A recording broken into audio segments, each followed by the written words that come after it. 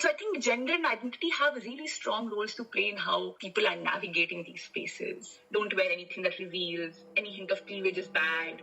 Tie your hair. Don't wear any shiny earrings. Where my clothes Don't used wear to get makeup. scrutinized like every day. Then this other time somebody was literally falling on me. You know, it is so normalized, especially when it's a senior, hugging and calling us darlings. I feel unsafe walking into the office. To me, it seemed like anything could happen and I would have no recourse, and I am going into it on my own. Don't wear anything that reveals your thick skin, the courage beneath, your hair strands, the genius they keep, your red lips, the dissent concealed. Lady Justice might be blindfolded, but the men guarding her aren't. And boy, they love to see their counterparts in saris. I made a decision to switch to saris, and it's made such a huge difference. So the senior is like you're looking great with the sari, but you should remember that when you are wearing a sari, you should have time, abundance of time in your hands so that you can walk with grace. You are deserving only if you wrap your bodies in pallus of humility and tuck your tongues beneath the pleats of grace. Spinning on the wheel of a gaze that defines the lines of dignity and merit. This fear, like, will I be able to make something in my career? Because clients have this thing, they see you 80-90% of the time, they'd rather go to a main actually in positions of power are appointing judges to keep saying we should be doing it in a speech. So much of it is a lip service. Spinning on the wheel of a voice that twists the lines to tell our stories. For example, in the hijab case, the cases were all filed by lawyers. Petitioners have not actually come and discussed with the lawyers that this is what I'm facing. Lady Justice might be blindfolded, but the men guarding her aren't. They can see how you fit your saris, your hijabs, your lipsticks, your bras. Well, it's time we stop spinning. It's time we turn the wheels into rungs.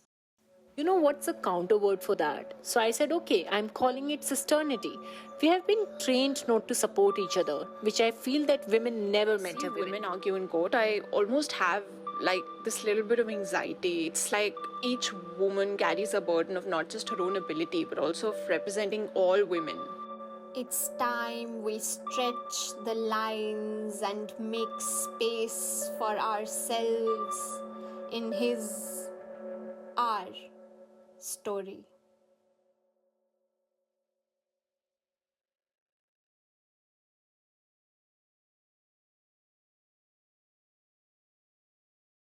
For try. So, Lady Justice might be blindfolded, but the man guarding her on.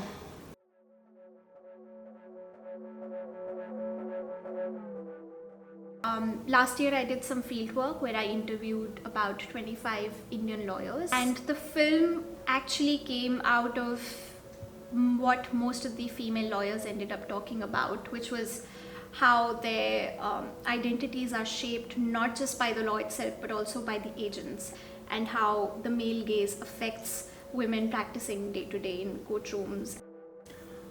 Being a lawyer myself, I have a fair idea of these issues. It was interesting to see that this research has brought out those issues in a much clearer fashion, and also to see new things coming out of this research. I wanted to make this sort of an evocative audit almost, where if we show the film in law schools, in different spaces, to different lawyers, then they feel what the data is saying. As an animator, I always wanted to work on projects which have more of a purpose in the subject. I am from India and I wasn't aware about all these circumstances in the legal system. All I hear and see are news articles and updates, and I did not know that the very core needs such shaking.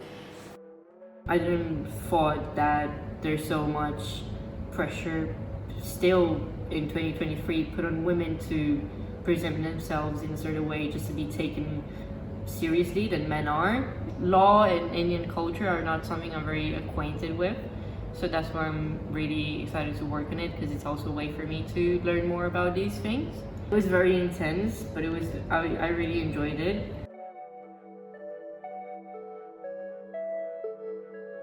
We need to design everything together, and I drew the storyboard and we designed all the sequence and shooting, so it's very creative.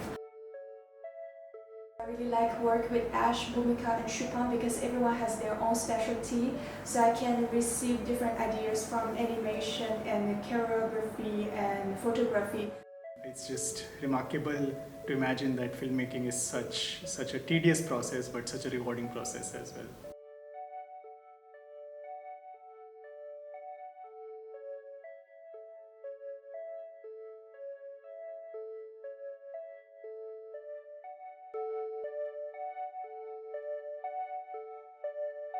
What are we doing now?